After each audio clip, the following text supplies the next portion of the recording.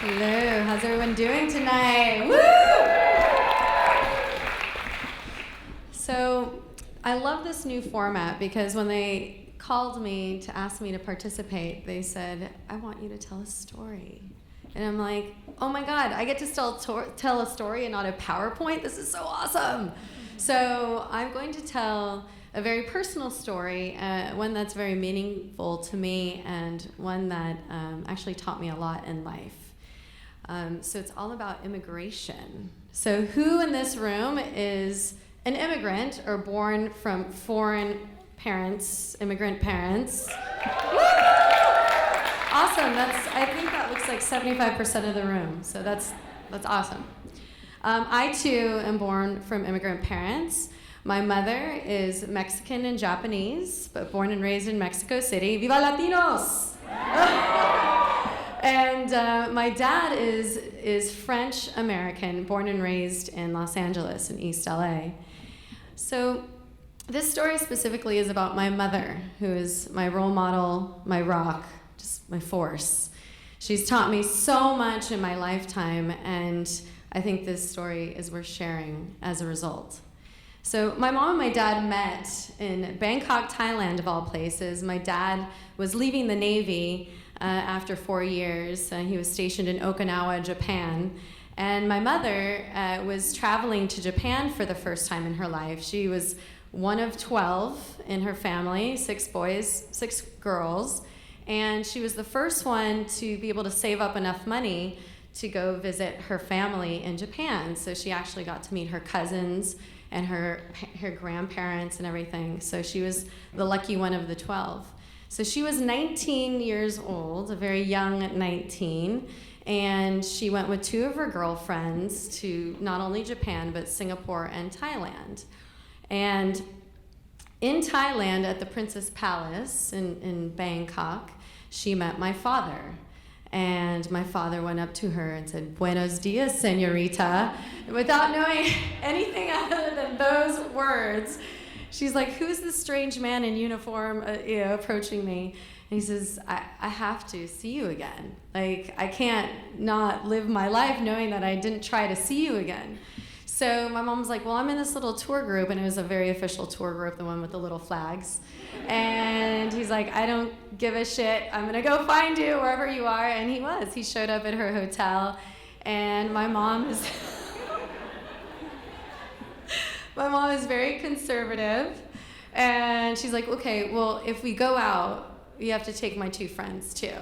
So my dad, like the poor guy coming from the Navy, had like $20 to his name, really spent his last $20 on these ladies, but he didn't care. He said, I just wanted to be around, he wanted to be around my mom and get to know her better. So he said, before he left, I will have 3 packages waiting for you in Mexico City and a letter. And on this day, they will arrive. And on that day, they did arrive. And my mom was like, okay, this guy's serious. I think he likes me. And he ended up going to Mexico City a month later and just trying to get a job with his very little Spanish and just wooing my mom. And he couldn't find a job, so he went back to LA, but he's like, I miss her too much, so he went back 3 months later and tried again and actually started meeting the family, which is a big deal in Mexican families. And cut to 6 months later, and they get married. So he was accepted into the family, very surprising, given that my grandpa is a Shinto priest, Japanese, like didn't want her to marry someone from another race, which is a little bit ironic. But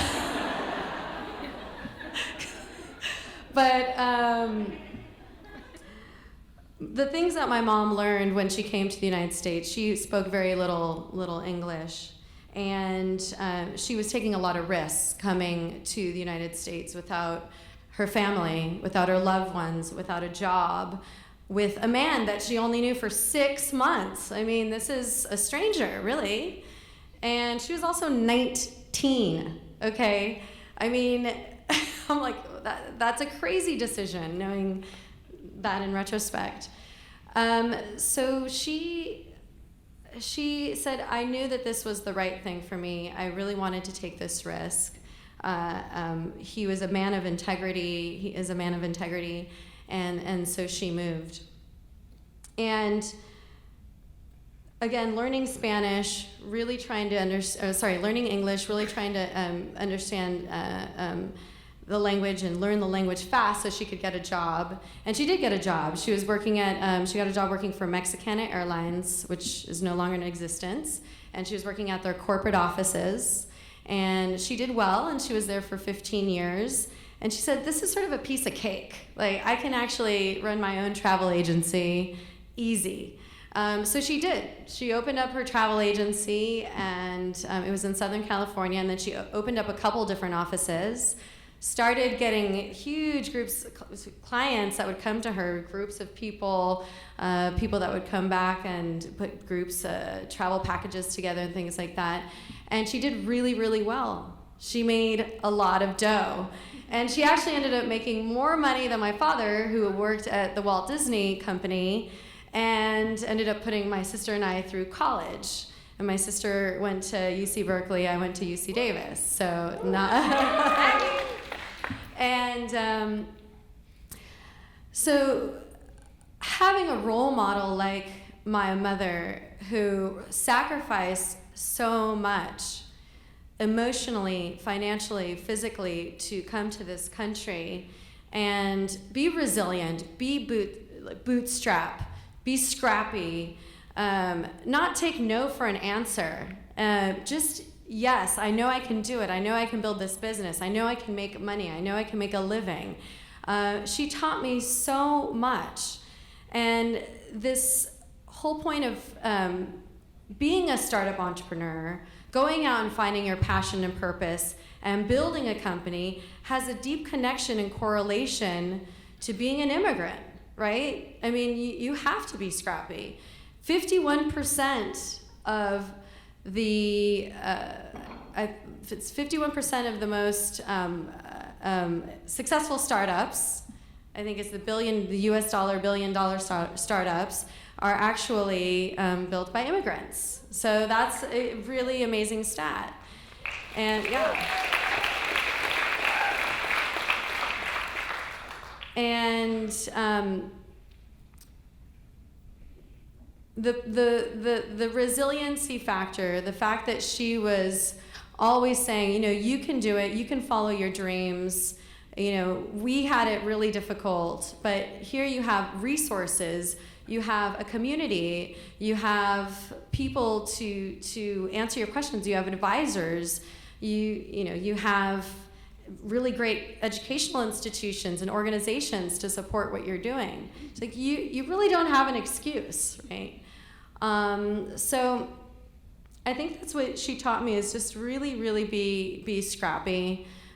You can do anything that you put your mind to, because there's people out there that have it a lot harder than we do.